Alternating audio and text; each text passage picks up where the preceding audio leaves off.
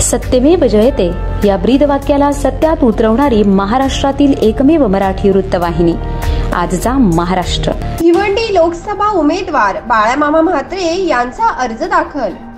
भिवंडी लोकसभा निवडणुकीत काल दुपारी बाळामामा म्हात्रे यांनी अर्ज दाखल केला। यावेळी लाखोंच्या संख्येने 3 पक्षांचे कार्यकर्ते उपस्थित होते।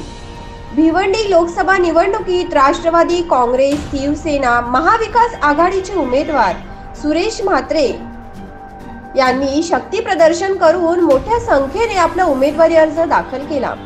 यावेळी दयानंद सोरगे, रुपेश म्हात्रे, जितेंद्र आव्हाड असे असंख्य कार्यकर्ते तसेच नागरिक उपस्थित होते।